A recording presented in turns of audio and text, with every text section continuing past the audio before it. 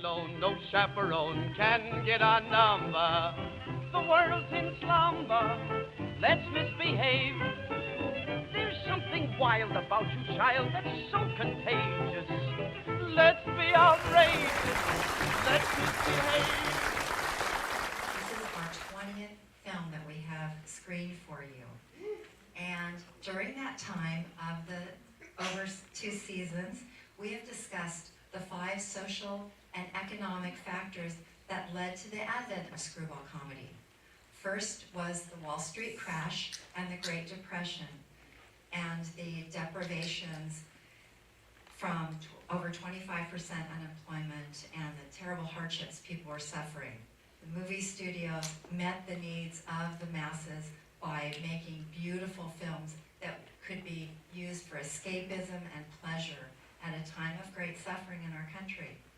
The second favor was the repeal of prohibition, which led to the celebration of drinking culture, and also writers then used alcohol as a device to explain wacky madcap behavior in our films.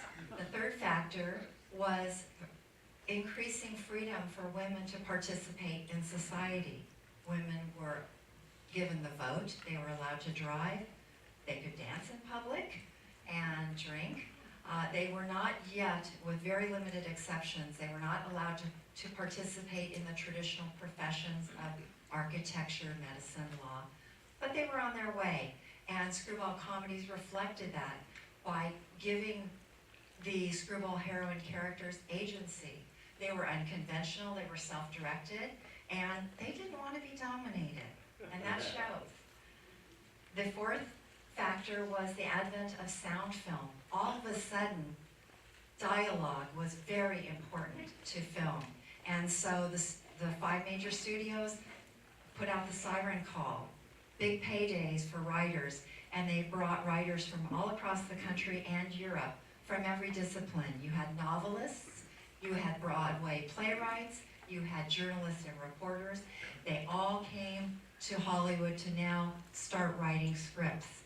And with those gentlemen, primarily, with a few exceptions, they were mostly male writers, they were an independent lot, and they did not like to be told what to do. That leads to the fifth factor, the imposition of severe censorship on film. Among other things, every criminal activity had to be punished by the end of the film, and of course there could be no visual or verbal depictions or references to sex in any way. These writers were frustrated by that, and they weren't going to allow some censorship board to tell them what to do. So they thought of very clever ways to work around the rules, and you see that throughout screwball comedies.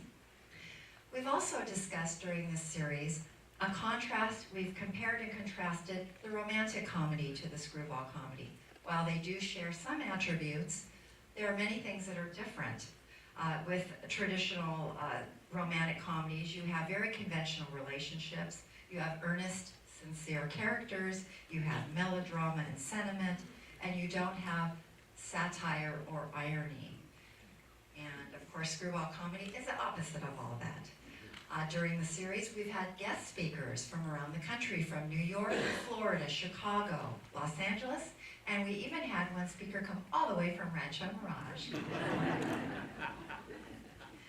They have given us tools to appreciate and understand these treasures.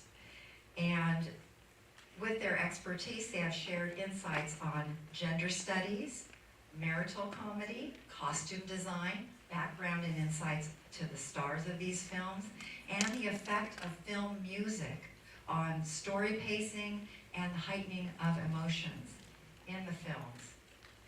During the series, before each film, at our table in the lobby, we have displayed research materials that we use to prepare for the discussions that accompany each film. Today's movie, for instance, we have books by Scott Eyman and Joseph McBride on Ernst Lubitsch, today's co-writer and director. In our discussions with the films, we include original analysis. We challenge the conventions of prior research, and also we are re-examining the role of screwball comedy heroines and the men in screwball comedy. We believe that needs fresh eyes and new attention. And today we have selected Trouble in Paradise as our finale for this season's series. Those of you who don't know Trouble in Paradise, you can't know screwball comedy unless you know this movie and Ernst Lubitsch. Lubitsch is known for his style, his elegance, the charm and beauty of his movies. Also, there is eroticism in them, there's wit and laughter. After the movie, my partner Ed Schrader and I will be discussing what is called the Lubitsch touch, and that's very particular and unique to his films. I will say nothing about the plot of this film except for to say, enjoy the dialogue, savor it. It is playful, nuanced, it's lyrical in the way it's written. And that is Ernst Lubitsch, co-writer, uncredited, and his writing partner, Samson Rafelson. And boy, they really pulled out the stops in this one.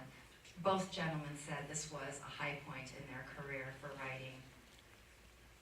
The actors in this film are beautiful. In their physical beauty, it's breathtaking. Before there was a Cary Grant, there was Herbert Marshall, today's star. He has a physical grace and elegance, a deep, resonant voice, and he has such a light comic gift for this role. This is certainly the high water mark for his career also. His co-stars are Miriam, Hopkins, and Kay Francis. They are stunning beauties, and while they are polar opposites in appearance and personality, they are both irresistible. And today you will see visual cues for the sophisticated opulence.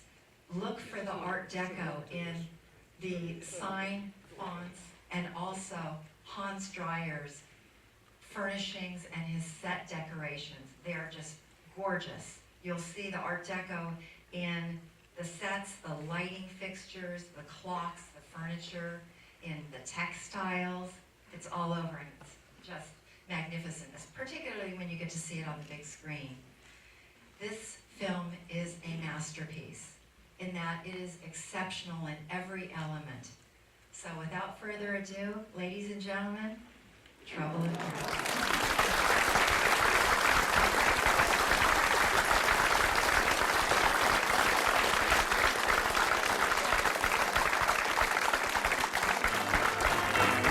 All alone, no chaperone can get our number. The world's in slumber, let's misbehave. There's something wild about you, child, that's so contagious. Let's be outrageous, let's misbehave. When Adam won Eve's hand, he wouldn't stand for teasing. He didn't care about those apples out of